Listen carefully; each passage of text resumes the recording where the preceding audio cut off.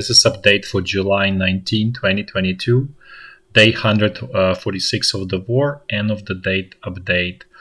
So hopefully we're going to see these people last time, but I just want to let you know that they were formally and properly fired by the parliament. So the Ukrainian president presented a request to the parliament to fire these two government officials, and so they were fired. He did not. The only interesting part is that his own party, which has majority in the parliament, did not give enough votes to actually to fire them. So it didn't give him majority. So essentially, what he had to do, he had to borrow, call it political crutches, or how to say it more diplomatically. The parliament groups that are sort of up for sale in return for political favors, and they do what you need. They would vote when you don't have enough votes. So essentially, that's how these two people were fired. So at this point, they gone from the scene, and the more we think about this whole situation, the more it seems to be that this was response to that accusation by Victoria Sparts, where she asked to remove Andriy Yermak and also have clarity on the supply of weapons from the West to the front line, because one of the complaints that she had, there is no control over the traffic of the weapons once they get on Ukrainian side. And the more important part there is not so much that they're going to go somewhere to Syria, which is obviously very impossible.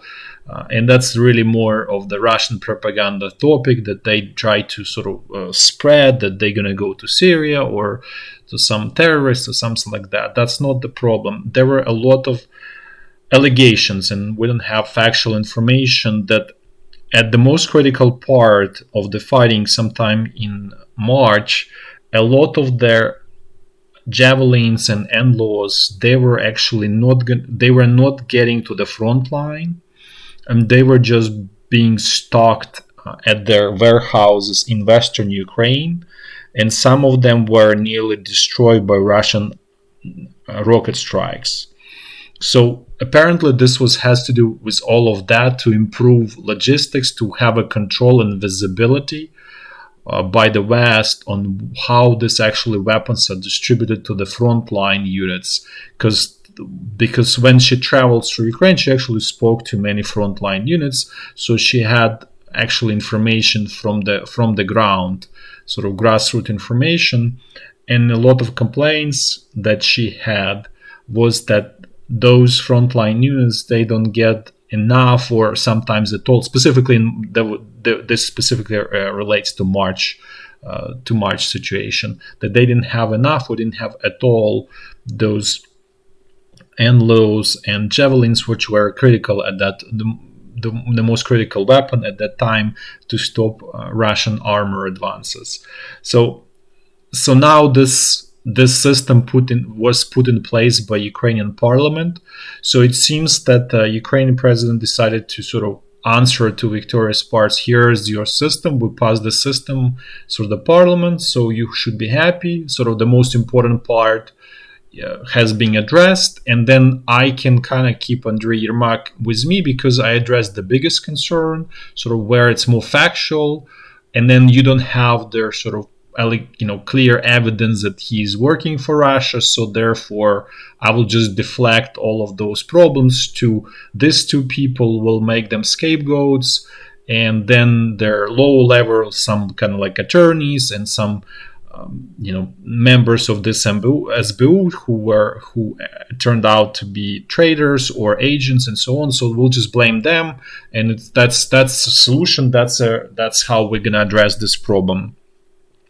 And to be fair, this is probably gonna fly. So effectively, this was this sort of attack by Victoria Sparts was essentially diffused. Partially, she had some success partially, but to a large extent, this attack was diffused. So it's sort of 50-50 right now, let's put it this way. So that's the situation in this sort of on the political front. Now let's actually discuss a little bit economic situation in Ukraine, which is terrible and getting much worse. And as we predicted, as we said, it's going to be horrific probably sometime in October, November. And it does look like it's going to get worse sooner than that. We're not saying for sure, but the probability goes higher because Ukrainian government now officially asked Ukrainian lenders, international lenders, to postpone payments on all of its debt for 2 years. So something similar that's been going on with other sort of quasi-government entities that we discussed before, Naftogaz, right? So this is now so that was probably like sort of like a probing stone to see how everything goes, and now Ukrainian government wants to do the same. Just to understand the amount of debt that Ukrainian government piled up, and this is not just right. This is not the current government. This how'd say debt binge has been going on since about 2004, 3, 2005. So this is accumulated over past whatever 50, 18, 17, whatever the years. You can make the math. You can do the math. So essentially, and they accumulated at least 60 billion to 70 to 80 billion US dollars of debt. So this is a huge pile of debt. This is not 2-3 billion that sort of international financial system can sort of chew up and without too much problem. The problem right now in the whole world is their interest rates are going up to address problems with inflation. Everybody's probably aware of it. The Federal Reserve in the US probably will raise rate, well, not probably, like 99.999% is going to raise rates by 0.75% on July 27 to sort of continue sort of fighting this inflation that we see. And so effectively, this really means that it dries up liquidity on international markets. That's why you see the value of US dollar goes up relative to many other currencies, specifically euro, even though euro had its own problems due to the energy situation. We promised to make that video. We're still trying to get more information, so it's really kind of informative and factual as opposed to generally describing the situation there. But in any case, the liquidity is drying up, so that the financial system in the world is becoming strained by that, just by virtue of that, because of the sucking up liquidity from the whole world international financial system. You can even look at Bitcoin. That's why it was going down. Now it's bouncing, but this is just most likely that this is just a bounce in a general bear market. But the point is that the system is trained already, and if Ukraine adds its own weight to their problems, we're not saying it's going to crash it, but it's just going to create situation even worse. So it's basically kind of like in a way perfect storm in many ways. And for Ukraine, it's for sure a perfect storm because there is a problem not only with this with paying international debts and they being held. Basically, the way it worked in the past, Ukrainian government will go to international markets and then sell bonds, right, with 5-year, 7-year, 10-year, different terms of the bonds, but they will sell bonds to international investors, and those international investors, who they are, for the most part, it's all different kind of call it asset managers, and the way they get that money is by sort of selling those mutual funds, ETFs, all of that stuff to the retail mom and pops in the West, right? So that's how it all kind of trickles down, right? So this is the situation with this, but not only that, the Ukrainian government also built internal sort of I would say in Ukraine it's called debt pyramid. I don't know if I'm saying it right, but essentially what this means. And actually in the West, I think in the US it's called Ponzi scheme, where you borrow today, then you borrow tomorrow, and you borrow more tomorrow to sort of repay sort of yesterday's debt, and then you just kind of creating this ever large amount of debt. And the problem was that now that pyramid is falling apart, because Ukrainian government cannot continue borrowing even internally. Nobody wants to borrow to it, and so it has to actually pay all of that, right? So now you cannot just play this game and create sort of artificial, sort of paint the picture. Basically, you have to actually return the money, and the problem is that at some point they will be forced to return the money by printing the money, right? Which will create huge inflation. In Ukraine, inflation is already 20%. So this is a borderline, going into the sort of nosedive inflation, which will have, extremely negative effects on the entire economy. So it's very clear that sort of, how to say, chickens coming home to roost. So, and this whole mismanagement that's been going on for past 20 years is basically, coming to an end effectively because of the war. And this government is not sort of like, oh, we just knew, and they also added to it, sort of aided and abetted as much as they could. So there is fault of every single government that was before them and they themselves. And now their problem is that they were expecting, as we mentioned before, they were expecting $9 billion per month in financial support.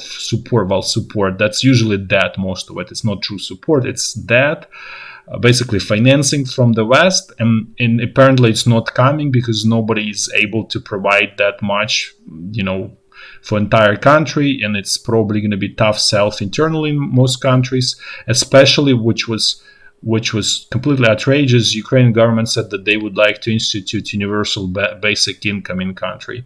This is after they passed the laws. They created total red tape in the countries that you cannot really do business, right? So they destroyed every opportunity for everyone to actually do the business by their own actions. And now they're like, oh, everybody sit tight, we're just gonna give you money, instead of actually creating opportunities or cutting red tape. They're actually going in the other direction. So anyways, this whole situation is becoming sort of more and more combustible at this point. And probably we'll see more sort of political, and usually the way it goes, you're gonna see more political drama because of that, right? Because there's all various economic interests, and some of them not gonna get what they want, and it's gonna lead to all kind of problems within the country. Not to mention that the population as well is gonna is gonna get sort of impoverished, and that also will create problems for the government itself. Just for the example, what kind of level of red tape in Ukraine there is. So if you're probably aware about of Bayraktars, right? This is UAVs, attack UAVs that Turkish companies, private Turkish companies producing in Turkey, and then they selling them to Ukraine. They try to market them elsewhere around the world, and so they would like to localize production, basically create a plant in Ukraine to make those Bayraktars. And in order to do that, Ukrainian parliament needed to pass the law to make sure that they can do that. So you can imagine what kind of level of insane level of red tape that you need the parliament to pass special laws so you can actually, just build a plant to make, pretty straightforward, pretty simple things in essence, right? Because their airframe is very straightforward, nothing special, nothing sort of, there's no rocket science there, and their imaging equipment is really coming mostly from the US and from maybe from Europe as well, but as far as we know they use FLIR. So that's what makes them so great, and so on. So it's basically assembly of different components, and it's just, you really need, to pass the law to make this happen. And at the same time, Ukrainian Minister of Defense is asking around the world, different defense companies, hey, send us your equipment so we can use them on the ground, and it's perfect testing ground for you, and it's great for us. So again, this also tells us that there's no realization that this is a war of attrition, and the only way to win it and be successful in it is to actually build your own capacity. And there is no, this is again the political top is still thinking that this is kind of like short-term solution, that that there's this kind of like, oh, we just kind of like sort of, how I'd say, use all of this equipment somehow, and somehow Russia will stop and everything is gonna get better. This is not gonna happen. Even if Russia stops for a little bit right now, the long-term goal is to very clear from all Russian resources to destroy, well, not to destroy, but to capture Ukraine, right? To prevent, to control Ukraine fully, to basically integrate Ukraine into Russia, call it Russian Empire, essentially. So again, there is not even realization of that in their Ukrainian political talk. So that's a little bit about their looming economic disaster, financial disaster that's coming to Ukraine. Now let's actually look what's going on energy-wise in the world, because it's all related obviously to Russia, and actually economic policies that's being implemented in the West that actually makes this situation much worse, much more painful for the West itself. So today there was news that first, actually, let's actually talk a little bit about the price of natural gas. So today there was a news that Nippon Steel, this is Japanese steel maker, probably one of the biggest in the world, not the biggest, probably most of them are in China, but one of the major ones, one of the bigger one, they paid for natural gas that they use obviously in steel making $1,400 per 1,000 cubic meters, which translates to, I think, plus minus $40 per BTU. So just for reference, price in the US is about $7, I think, per BTU, plus minus, right? So they're paying $40 per BTU. This is very like astronomical, extremely high price, right? So what this really means is that inflation will continue, and it's going to be a big problem, because this still goes into your Toyotas, into your Hondas, into your Nissans, all of it. And this is not just Japan. It's the same story is going on in South Korea and most of this Asian manufacturer, right? Taiwan probably as well. And the same is going on in Europe, because their price of natural gas there is actually even higher than in Asia, between 16 to 1700 US dollars, I think, per 1,000 cubic meters. And this is also makes that's significant reason for inflation right now. This is not the start, but this continues, this inflationary situation makes it much worse, and there sort of the problem, just to explain the situation in Europe, while we haven't sort of seen the really ugly situation, because this is only spot market, right? The 1700, this is just a spot market, and the spot market is about 10 to 20% of the total market, right? So that's a small portion of it. The majority of the natural gas in Europe is supplied by long-term agreements, obviously between Russia and Europe, and probably also Algeria there. We don't know details about those, but it's mostly long-term contracts. And those long-term contracts are somewhere between $250 to $400. So if things switch suddenly to spot, it's going to be literally economic collapse. And so you can see that the price of everything, well, let's say we take 400, right? right? Let's say we take for simplicity 1600 right now. So this means everything goes up 4 times, right? So this is potential problem from all of this. And the problem that Russia is fully aware of it, of this situation, and they aware of their economic, energy policies that were implemented in Europe, which essentially got rid of internal ability to produce cheap energy, right? So by shutting down the coal, by shutting down nuclear, and all of those, right, and switching to renewables, which are very expensive as well, right? So now effectively Russia, what it's doing, and even Russian president openly ridiculed Europe, saying, okay, well, you want alternative energy? Okay, well, have more of alternative energy. So essentially, this creates very extremely dangerous situation in Europe if things don't go right. Let's put this way. So hopefully this little bit kind of like explains the extreme danger of where the whole situation is going on. Now a little bit switching to the food supply and what's going on in the food area. If for those who are long-term viewers, we mentioned that Russia is importing most of its seeds from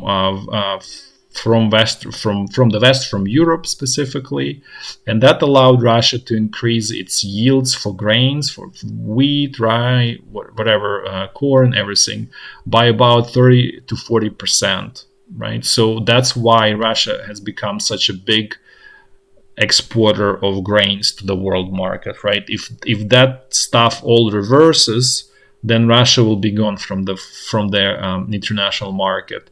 And we mentioned before, probably months ago, that there were sanctions on supplying seeds to Russia, and so now those sanctions were reversed. So sort of things probably going to be a little bit more stable, a little bit sort of easier in the food area, because now Russia will get those seeds, so it will be able to produce large amount of grain. But again, it's going to help Russia to improve its finances, because the large sort of supply, large yield, then it means also quite a bit of currency that's coming back into coffers of the Russian government. So again, this whole hopefully explains all of this food, energy, that they are extremely important. Most people were sort of disregarding these areas because they were sort of like, oh, that's just given, there's no problem with it, it's there and it's cheap, and it's actually not so straightforward. Now let's jump quickly to the situation on the front line. As a general situation, what we're seeing, first of all, with HIMARS systems is that they were targeted now to actually attack the bridges here that across the Dnipro River that connect this Kherson bridgehead to the rest of the Kherson region. So specifically, there was one rocket that hit the bridge in Kherson itself. It's called Antonivsky bridge. It damaged it. It didn't destroy it, and which also kind of tells us that you really need to expend a lot of rockets before you destroy the bridge. It's not that easy to destroy, by the way. We can see it even from the Russian attacks when they hit a lot of bridges. They sometimes spend like 30 rockets before they destroy the bridge. And not even destroy completely, it's severely damaged, let's put this way. So it's no longer usable, but you can still repair.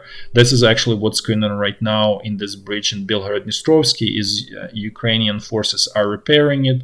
So we're actually very close to like fully repair it, and Russian Air Forces attacked it again, so they damaged it. They didn't destroy it, but damaged it again. So this is kind of like this cat and mouse game going on here. And so now it's going on here as a similar situation. The importance of this whole situation here is there are only essentially two large bridges. One is this Antonivsky bridge in Kherson, which was damaged. It's still usable, so don't think it's like that's it, done. It's still pretty much not usable, but we're pretty sure that the attacks will continue. And then there is this dam here near Nova Kakhovka in this area where this channel is. So that is obviously that has been targeted, not the entire dam, but apparently there are attempts to make the top of the dam unpassable, essentially. So they both under attacks by HIMARS systems. We're pretty sure that they will continue to be under attacks, because it's essentially, if they are destroyed, the supply of the entire Russian troops on Kherson bridgehead becomes extremely problematic, extremely difficult, and we would say they probably will not be able to hold this bridgehead even without like really major attacks, or even if the balance of power stays sort of similar, that there is only this Ukrainian brigades, they will put pressure, and Russian troops lack supply of ammunition and fuel, so they will just fold pretty quickly, one way or another. So this attacks, the view is that this attacks are preparation for that announced attack by Ukrainian government, Ukrainian Minister of Defense, which we mentioned at that time. That was an extremely terrible idea to actually tell your enemy where you're gonna attack and how and so on. So, but nevertheless, this is probably to sort of prepare that future attack in this area, with the idea of obviously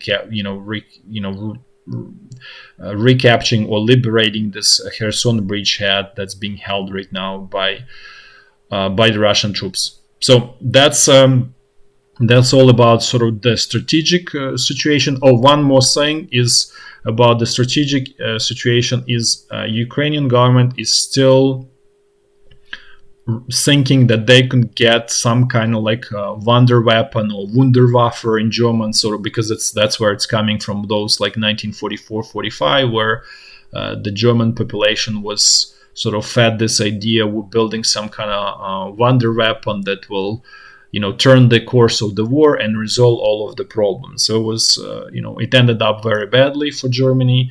And again, this is the same mistake is being done by Ukrainian government, where they still rely and hope for some kind of like wonder weapon that we don't think is coming. And their real solution is actually training troops properly, right? So that, and creating incentives for the troops to be sort of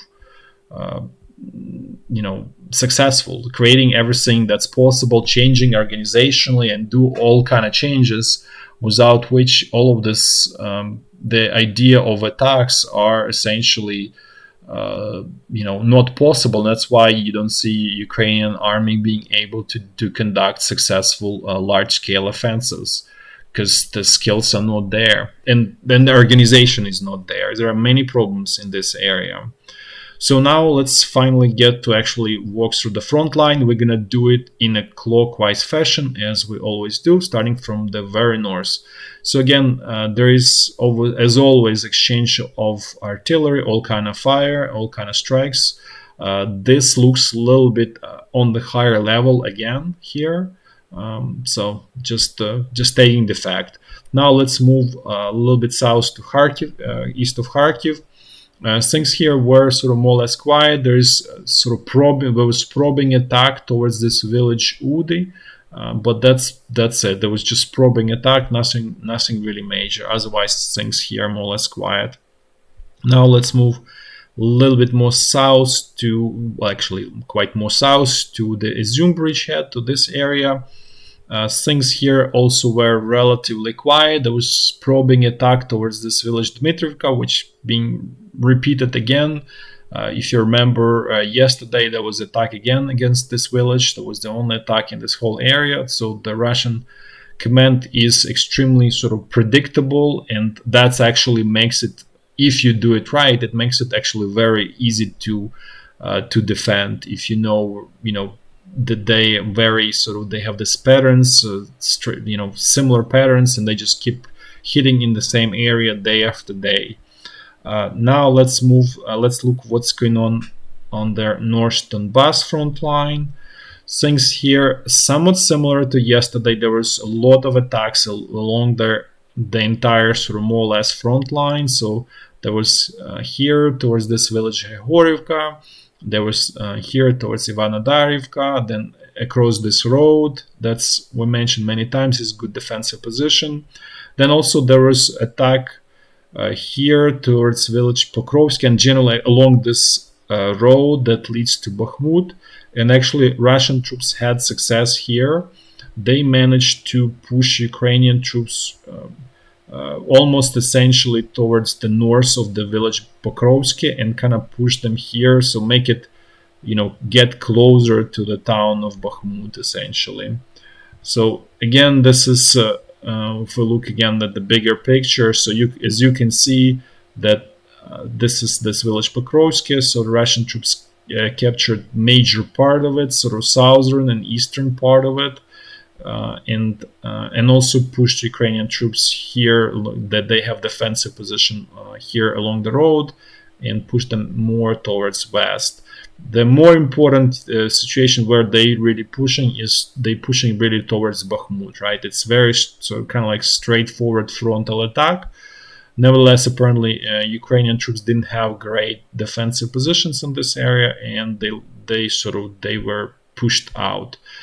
This also tells us that the Russian artillery system may be live and back again, and so this needs to be. So we'll pay attention what's happening in the coming days. But those attacks by HIMARS system against the Russian ammunition depots had temporarily effect as we expected, and Russian command is adjusting and making it more difficult to hit those ammunition depots. And now basically they decentralized that, and so their effectiveness of those attacks went down tremendously. And now Russian artillery specifically has enough shells to continue to basically start that machine, right? That we discussed many times here, how they actually make success by basically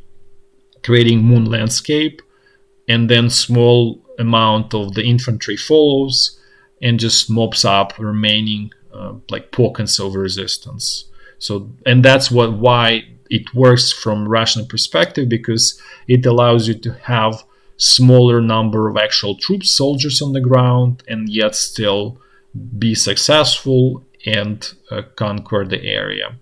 So that was just a note here. We need to pay attention if this situation continues here and elsewhere.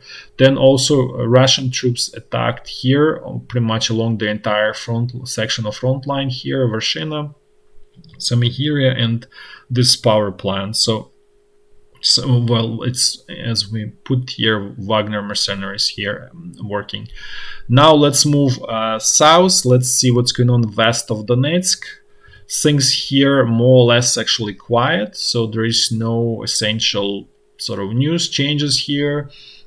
Part of the reason here is because Ukrainian forces have good entrenched and well-engineered defensive positions, for the most part, with exception of here where they were actually the Russian troops penetrated, but otherwise it's good defensive position. So if you want to breach through those, you need to expend exponentially more ammunition and have exponentially more artillery pieces. So for that reason, Russian troops trying to actually attack elsewhere where those good defensive positions already breached, and it's more just kind of like trenches, straightforward trenches that are easier to destroy essentially. We also would like to mention that there was a small error in our map that we actually learned only today. So actually this village Pavlivka was controlled by Ukrainian troops for about a month. So before we were showing that Ukrainian side controlled only Vuhledar and the Pavlivka was controlled by Russian troops, but apparently Ukrainian uh, Ukrainian units launched small-scale offensive here, like small-scale attack, and they managed to capture this village, liberate this village Pavlivka here. So this is just a quick note. Otherwise, there was no action. There was no action today. We just, we missed that situation. So now let's jump to Zaporizhia front line. Things here, as we always say, static, positional, exchange of artillery fire, some probing action, some reconnaissance skirmishes, but really nothing major going on here. Everything's on pause. Then let's now jump to the Kherson bridgehead. And so again, the situation here is similar. Russian troops claiming that Ukrainian side is accumulating troops here in this area. So essentially, it might be second attempt of this offensive, starting from the Davydiv Brid, as from this area. If you remember, there was a really small scale attempted Ukrainian offensive here that ended up basically turned into nothing. Essentially, there was no success, and it was essentially stopped by Russian artillery and airstrikes. So it wasn't even that Russian troops didn't sort of fight even as much here, essentially. But so again, to explain a little bit better about those HIMARS systems attacks and everything what's going on here. So what we mentioned, there are essentially two bridges here, right? So this one, the main bridge here near Kherson, it's called Antonivsky bridge. It's the most sort of critical strategic bridge here. It was attacked and hit by HIMARS system. Only one rocket actually hit it. 5 other rockets were intercepted by Russian anti-air defenses. But nevertheless, one rocket hit it, damaged it. It's not enough of the damage to make it, impossible. It's still very, very much usable. But this is one bridge, and then this is another bridge. It's actually it's not even bridge. It's just a road on top of a dam, right? So this is like large artificial lake here. So this is the dam here, and there's just simply a road there. Ukrainian side is also trying to attack here to make the road itself so somewhat impossible. We don't know all of the details about those attacks, but this is very clear that Ukrainian command decided to make their logistics extremely difficult for Russian troops here on the Kherson bridgehead. And even if only this bridge gets destroyed, that really significantly makes it super difficult for Russian troops, because this bridge is going to be the only source, and then you can start targeting also their entrances on both sides to this bridge, to this dam. Let's put this way. Let's say it better. So essentially, this is a very reasonable strategy. We'll see if it's going to be successful in a sort of eventually lead to success. Let's put this way. But it looks very promising. Let's put this way. Thanks for watching, and until tomorrow. Bye bye.